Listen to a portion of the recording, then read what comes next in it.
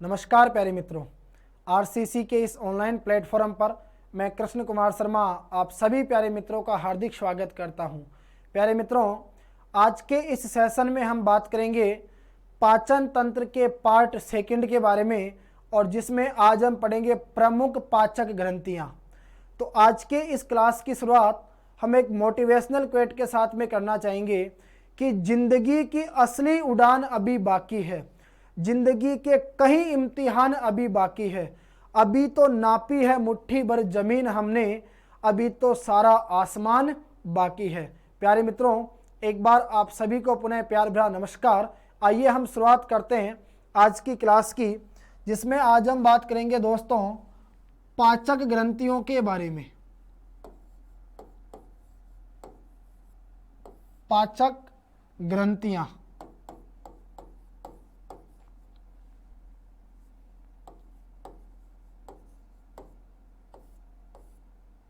देखो सबसे पहले तो हम बात करेंगे कि ये जो पाचक ग्रंथियां होती है, इन पाचक ग्रंथियों की परिभाषा क्या होती है। यदि मान लीजिए दोस्तों आपसे प्रश्न पूछा जाए कि पाचक ग्रंथियों को परिभाषित कीजिए, तो हम लोग कह सकते हैं कि ऐसी ग्रंथियां जो हमारे द्वारा ग्रहण किए गए भोजन को पचाने में क्या करती है, सहायता प्रदान करती है। तो वह ग्रंथियां जो हमारे द्वारा ग्रहण किए गए भोजन को पचाने में सहायता प्रदान करती है, वो सभी क्या कहलाती है दोस्तों, पाचक ग्रंथियां कहलाती है। यदि प्यारे मित्रों हम बात करें पाचक ग्रंथियों के वर्गीकरण के बारे में, तो देखिए ये जो पाचक ग्रंथियां होती है, इन पाचक ग्रंथियों को दोस्तों टोटल कितने भागों में बांटा गया है, तो आप लोग याद रखना पाचक ग्रंथियों का वर्गीकरण दो भागों में किया गया है। सबसे पहला भाग आपके पास आता है दोस्तों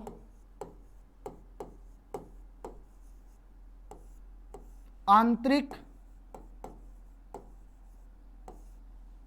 पाचक ग्रंथियां,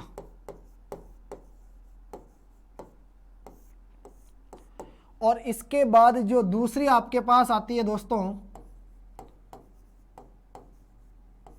वो आएगी बाह्य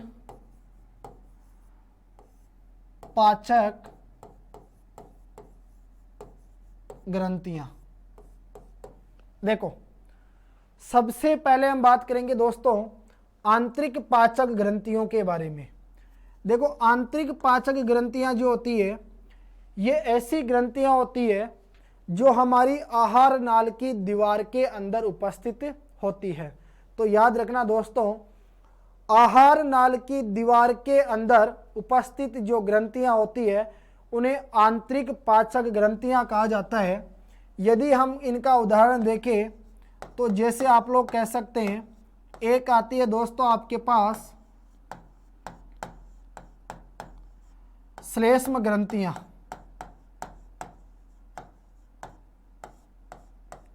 और एक आती है दोस्तों आपके पास में जठर ग्रंथियां।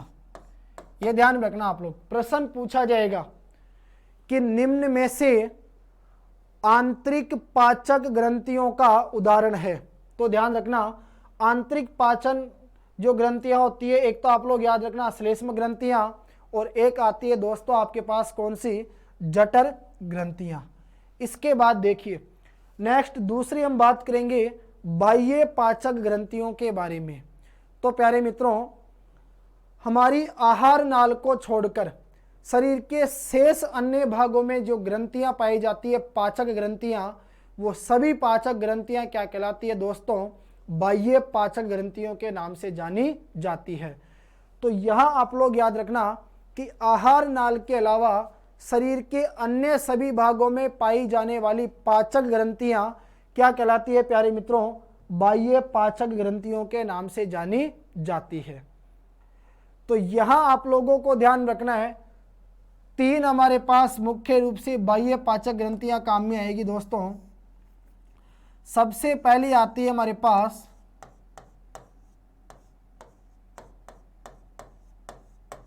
लार ग्रंथियां। उसके बाद दूसरा हम पढ़ेंगे दोस्तों यकृत के बारे में, और तीसरा जो हमारे पास आएगा वो होगा अग्नाशय। ठीक है, इस प्रकार से हम लोग मुख्य रूप से ये 3 बाह्य पाचक ग्रंथियों के बारे में बात करेंगे। सबसे पहले हम पढ़ेंगे दोस्तों लार ग्रंथियां, दूसरा आएगा हमारे पास यकृत, और तीसरा हम बात करेंगे किसके बारे में, अग्नाशय के बारे में। तो देखिए सबसे पहले हम बात करते हैं दोस्तों लार ग्रंथियां।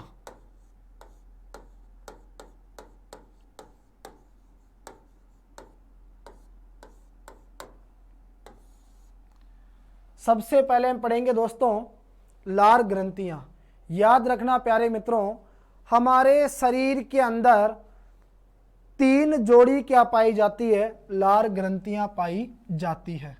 बताओ लार ग्रंथियों की संख्या यदि हम देखें तो हमारे शरीर के अंदर लार ग्रंथियों की संख्या होती है दोस्तों 3 जोड़ी। 3 जोड़ी का मतलब हो गया टोटल 6। प्रत्येक जोड़े में 2 होगी जो समान होगी। ठीक है, देखो हमारे शरीर के अंदर 3 जोड़ी लार ग्रंथियां पाई जाती है दोस्तों।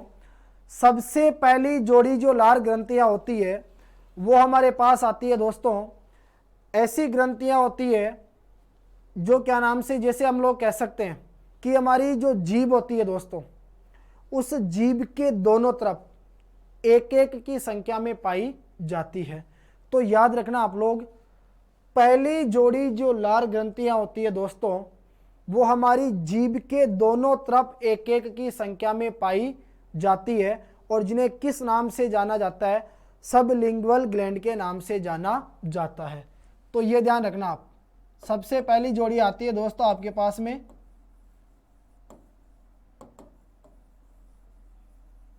Sublingual gland.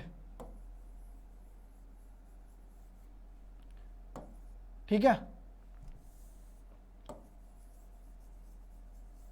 आगे देखिए। तो यदि आपसे प्रश्न में पूछा जाए कि बताइए ये जो सबलिंगुअल ग्लैंड ग्रंथियां है, सबलिंगुअल ग्लैंड ये कहाँ पाई जाती है, तो आप लोग याद रखना हमारी जीभ के दोनों तरफ एक एक पाई जाती है। दूसरी जो पाचक ग्रंथि आती है दोस्तों, ये जो हमारा निचला जबड़ा होता है, इस निचले जबड़े के बीच में याद रखना आप लोग एक दोस्तों इसमें अस्थि पाई जाती है, जिसे हम लोग क्या कहते हैं, मैग्जिला अस्थि कहते हैं। क्या कहा जाता है दोस्तों इसे, मैग्जिला अस्थि।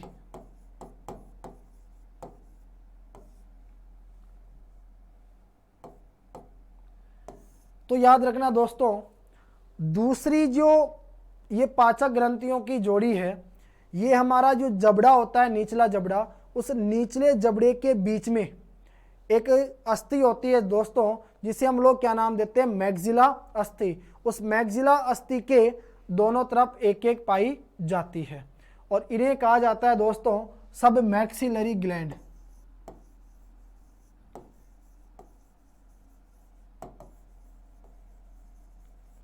इन्हें क्या कहा जाता है, सब मैक्सिलरी ग्लैंड के नाम से जाना जाता है। तीसरी जो ग्रंथियां होती है दोस्तों, पाचक ग्रंथियां, ये हमारे दोनों जो कान है इनके नीचे एक एक की संख्या में पाई जाती है, और इसे हम लोग कहते हैं दोस्तों पैरोटिड ग्लैंड।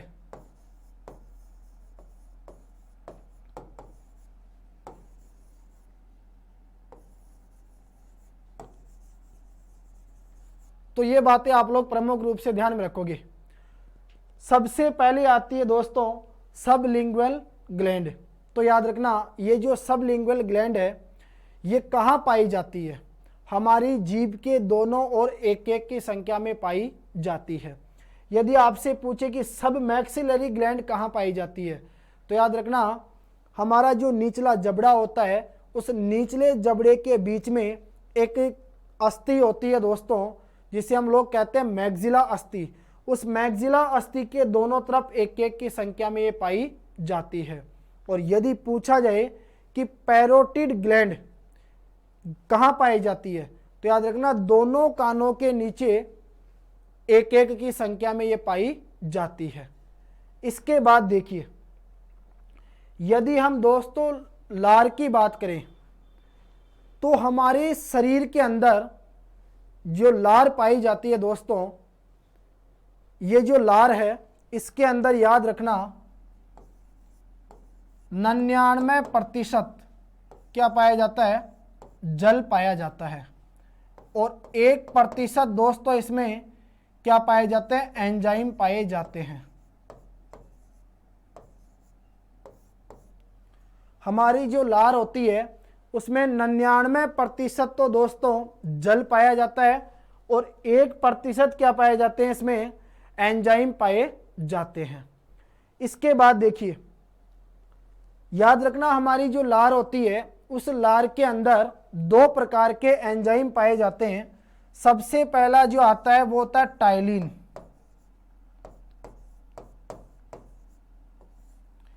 एक तो पाया जाता है दोस्तों कौन सा एंजाइम, टाइलिन, और एक पाया जाता है उसके अंदर लाइसोजाइम।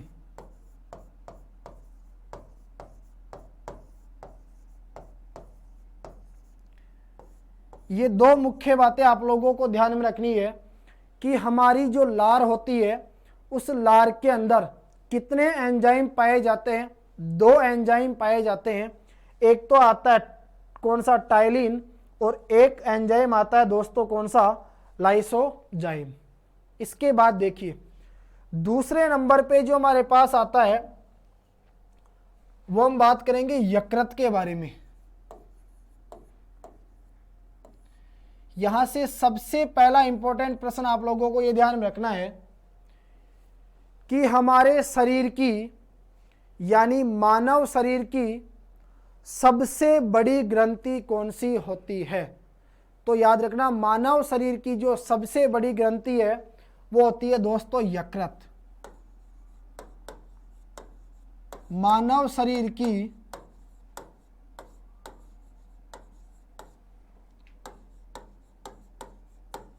सबसे बड़ी, मानव शरीर की सबसे बड़ी ग्रंथि यकृत होती है।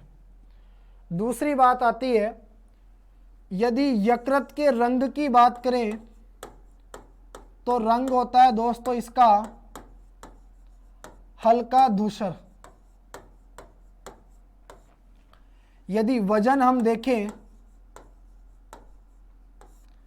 तो यकृत का जो वजन है वो होता है 1.5 किलोग्राम से 2 किलोग्राम।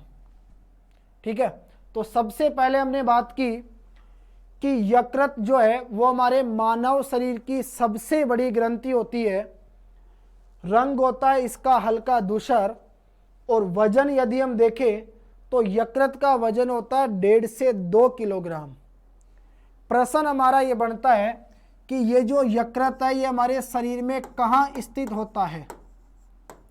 तो ध्यान रखना हमारे शरीर के अंदर जो उदर गुहा पाई जाती है उस उदर गुहा के ऊपरी भाग में दाईं ओर क्या होता है दोस्तों, यह स्थित होता है। तो आपको ध्यान में रखना है कि यकृत कहाँ स्थित होता है।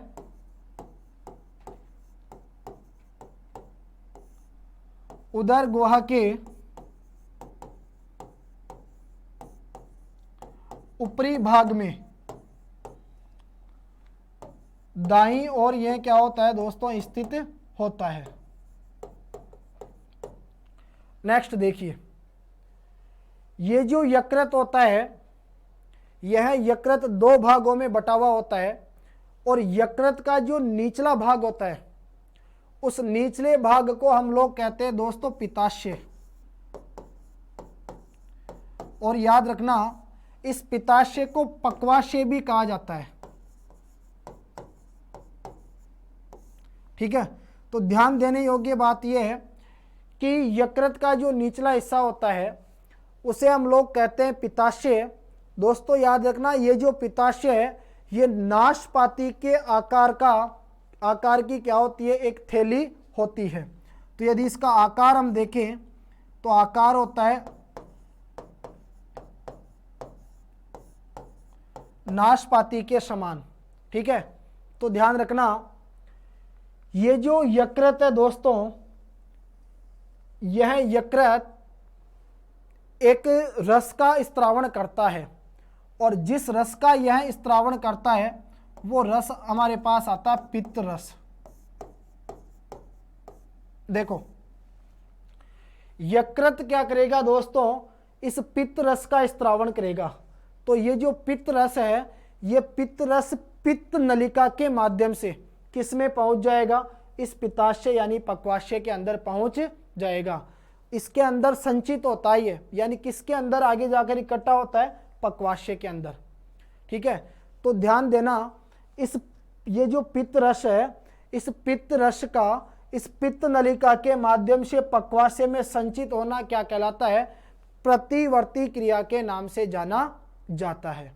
कौन सी क्रिया के नाम से जाना जाता है, यह प्रतिवर्ती क्रिया के नाम से जाना जाता है। अब हम बात करेंगे पित्त रस के बारे में। तो ये जो पित्त रस है दोस्तों, ये पित्त रस होता है पीले रंग का। ये पीले रंग का एक द्रव होता है।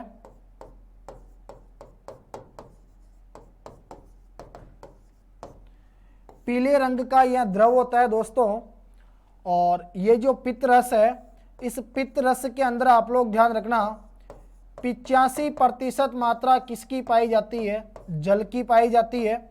12% पाया जाता है दोस्तों इसके अंदर पित्त वर्णक, और 0.7% इसमें पाया जाता है दोस्तों पित्त लवण पाया जाता है। तो ये 3-4 बातें आप लोग प्रमुख रूप से ध्यान में रखना कि पित्त रस पीले रंग का रस होता है दोस्तों, और इसके अंदर 85% जल पाया जाता है, 12% पित्त वर्णक पाया जाता है, 0.7% इसमें क्या पाया जाता है, पित्त लवण पाया जाता है। और याद रखना ये जो पित्त रस है, इसकी प्रकृति कैसी होती है, तो प्रकृति हम देखें तो ये क्षारीय प्रकृति का होता है। क्षारीय का मतलब होता है कि वह पदार्थ जिसका पीएच मान, पावर ऑफ हाइड्रोजन 7 से ज़्यादा और 14 से कम होता है, वो सभी क्या कहलाते हैं, क्षारीय प्रकृति के पदार्थ कहलाते हैं। तो पित्त रस जो है वो हल्का क्षारीय होता है, इसका पीएच मान होता है दोस्तों 7.7, यह आपको ध्यान में रखना है। दूसरी बात देखिए, ये जो पित्त होता है ना, पित्त, ये पित्त क्या करता है दोस्तों, आपने नाम सुना होगा, एक आता है कायम की चर्बी। यदि हम इस कायम की चर्बी को, कायम की चर्बी, यदि इस कायम की चर्बी को हम लोग क्या कर दे दोस्तों, जल के साथ मिला दे, तो इससे किसका निर्माण होता है, इमल्सन। तो इमल्सन बनाने के अंदर मदद कौन करता है, यह पित्त रस क्या करता है दोस्तों, इसके दौरान मदद करता है। क्लियर। नेक्स्ट देखिए, और याद रखना हमारे शरीर के अंदर प्रतिदिन यानी रोजाना 700 से 1000 मिलीलीटर पित्त का क्या होता है, निर्माण होता है। तो यदि प्रश्न पूछा जाए कि मानव शरीर के अंदर प्रतिदिन कितनी मात्रा में पित्त रस का निर्माण होता है, याद रखना 700 से 1000 मिलीलीटर। एक आपने नाम सुना होगा दोस्तों, पीलिया। देखो पीलिया कब होता है और पीलिया क्या होता है। आपको पता है जो यकृत कोशिकाएं होती है ना, यकृत कोशिकाएं जब रक्त से यानी हमारे खून से बिलिरुबिन को लेना बंद कर देती है,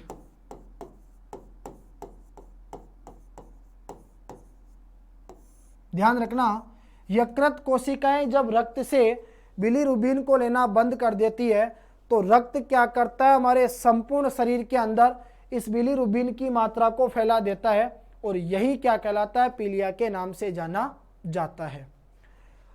इसके बाद देखिए दोस्तों, 2 ग्रंथियों के बारे में हमने पढ़ा। सबसे पहले बात की हमने लार ग्रंथियों के बारे में, दूसरा हमने पढ़ा यकृत। अब लास्ट जो तीसरा हमारे पास आता है दोस्तों, उसमें हम लोग बात करेंगे अग्नाशय के बारे में।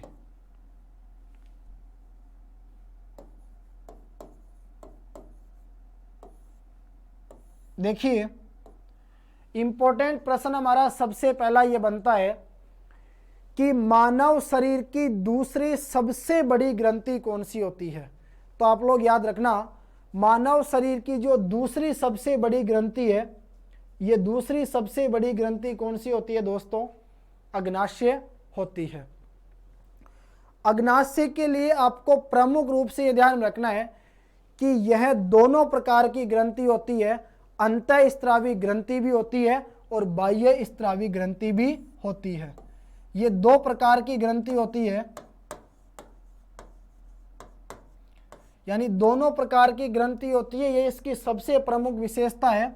अग्नाशय जो होता है ये दोस्तों अंतःस्रावी भी होती है और यह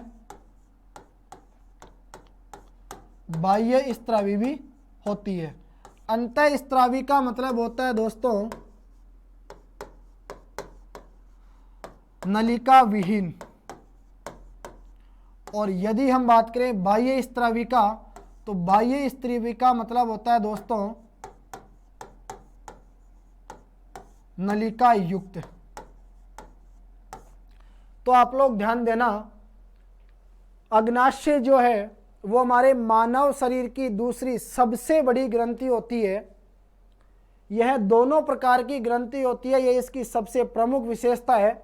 दोनों प्रकार में आता है अंतःस्रावी और बाह्य स्रावी। अंतःस्रावी का मतलब होता है नलिका विहीन, जिसमें नलिका नहीं पाई जाती है, और बाह्य स्रावी का मतलब होता है नलिका युक्त, जिसके दौरान नलिका पाई जाती है। प्रश्न आपका ये बनता है कि ये जो अग्नाशय है ये हमारे शरीर के अंदर कहाँ स्थित होता है।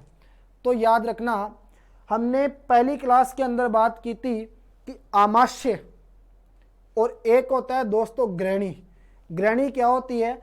हमारी छोटी आंत का सबसे आगे वाला भाग होती है, जो अंग्रेजी के अक्षर यू की तरह मुड़ी हुई रहती है। तो ग्रहणी और आमाशय का जो मोड़ होता है वहाँ पर कौन स्थित होता है दोस्तों? अग्नाशय स्थित होता है। तो याद रखना, अग्नाशय कहाँ स्थित होता है? आमाशय और ग्रहणी के मोड़ पर। ठीक है, ये बात आप लोग ध्यान रखना।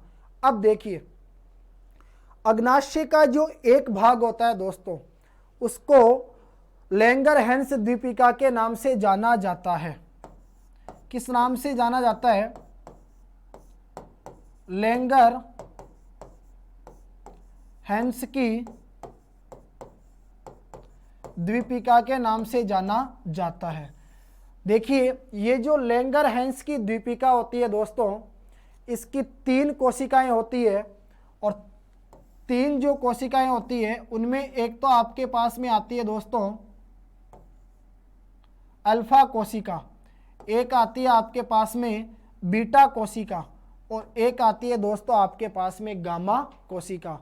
तो याद रखना, लैंगरहैंस की जो द्वीपिका है उसकी 3 प्रकार की कोशिकाएं होती है। एक तो आती है हमारे पास में कौन सी दोस्तों? अल्फा कोशिका। ये जो अल्फा कोशिका होती है दोस्तों, ये कौन से हार्मोन का निर्माण करती है? ये करती है ग्लूकेगॉन।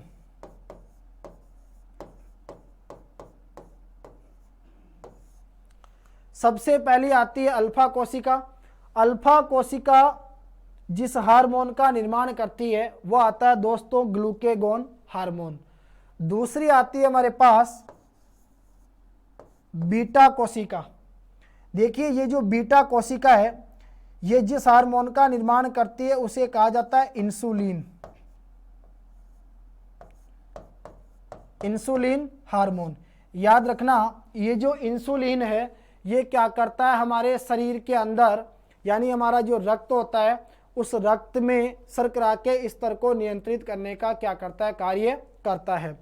तो यदि आपसे प्रश्न पूछा जाए कि हमारे रक्त में शर्करा के स्तर को नियंत्रित करने का कार्य कौन करता है, तो वो होगा आपका इंसुलिन हार्मोन।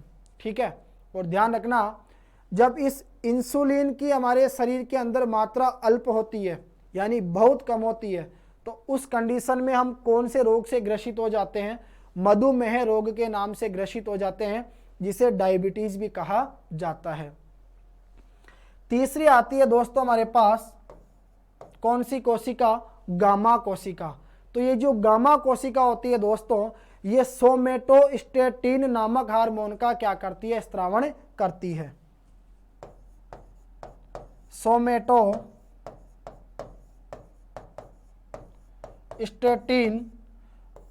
नामक हार्मोन का क्या करती है, स्त्रावण करती है। तो ये तीन बातें आप लोग ध्यान रखना कि अग्नाशय का एक जो भाग होता है उसे लैंगरहैंस की द्वीपिका के नाम से जाना जाता है। उसकी तीन कोशिकाएं होती है दोस्तों, अल्फा कोशिका, बीटा कोशिका और गामा कोशिका। अल्फा कोशिका जिस हार्मोन का स्त्रावण करती है वो होता है दोस्तों ग्लूकेगॉन। बीटा कोशिका जिस हार्मोन का स्त्रावण करती है वो होता है इंसुलिन। और गामा कोशिकाएं जिस हार्मोन का स्त्रावण करती है वो होता है सोमेटोस्टेटिन नामक हार्मोन। लास्ट एंड फाइनल बात आती है दोस्तों हमारे पास अग्नाशय रस। देखिए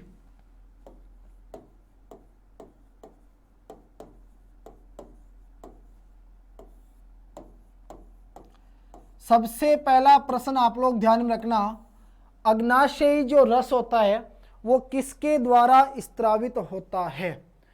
तो याद रखना आप लोग, ये जो अग्नाशय रस होता है यह अग्नाशयी कोशिकाओं के द्वारा क्या होता है, स्त्रावित होता है। क्लियर। दूसरी बात, इसके अंदर दोस्तों 98% तो इसमें जल पाया जाता है और शेष जो 2% बचता है उसमें दोस्तों एक तो आपके पास में आता है लवण और एक आपके पास में क्या पाए जाते हैं, एंजाइम पाए जाते हैं।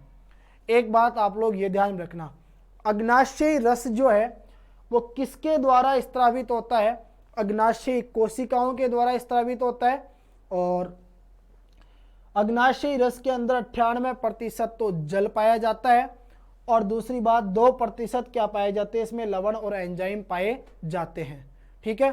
दूसरी चीज याद रखना आप लोग, अग्नाशय रस जो होता है दोस्तों ये क्षारीय प्रकृति का होता है, क्योंकि इसका जो पीएच मान है वो आप लोग ध्यान में रखना 7.5 से 8.3 होता है।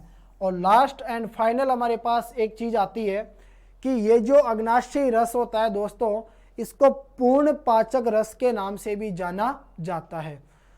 ध्यान रखना, अग्नाशयी रस को और हम क्या कहते हैं, पूर्ण पाचक रस। पूर्ण पाचक रस क्यों कहा जाता है दोस्तों, क्योंकि इसके अंदर 5 प्रकार के क्या पाए जाते हैं, एंजाइम पाए जाते हैं। तो आप लोग ध्यान रखना कि अग्नाशयी रस के अंदर जो 5 प्रकार के क्या पाए जाते हैं दोस्तों, एंजाइम पाए जाते हैं, वो 5 प्रकार के एंजाइम कौन कौन से पाए जाते हैं। एक तो आपके पास सबसे पहले आता है ट्रिप्सिन,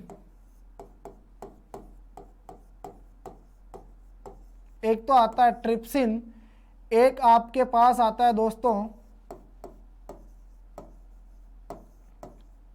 लाइकेन। ठीक है, एक तो आ गया, देखिए एक आता है एमाइलेज, यानी देखो सबसे पहले तो कौन सा आता है हमारे पास दोस्तों, एक तो आता है कौन सा, सबसे पहले आया ट्रिप्सिन, एक आता है दोस्तों हमारे पास कौन सा, एमाइलेज, एक हमने बात की लाइपेज और एक आता है कौन सा, माल्टेज। देखो ये लाइपेज होता है, ये लाइपेज हो गया और एक आ गया हमारा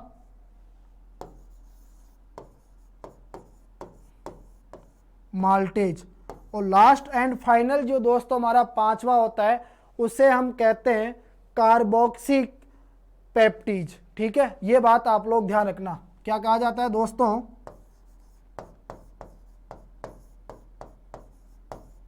कार्बोक्सी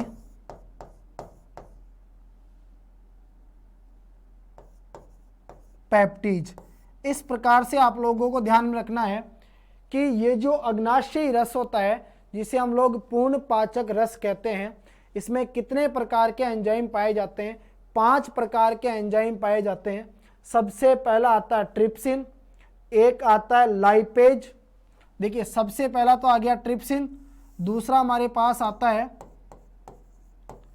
लाइपेज, एक आता है हमारे पास एमाइलेज, एमाइलेज के बाद आता है माल्टेज, और लास्ट एंड फाइनल हमारे पास आता है दोस्तों कार्बोक्सी पेप्टीज। इस प्रकार से टोटल कितने एंजाइम पाए जाते हैं? अग्नाशय रस के अंदर 5 एंजाइम पाए जाते हैं।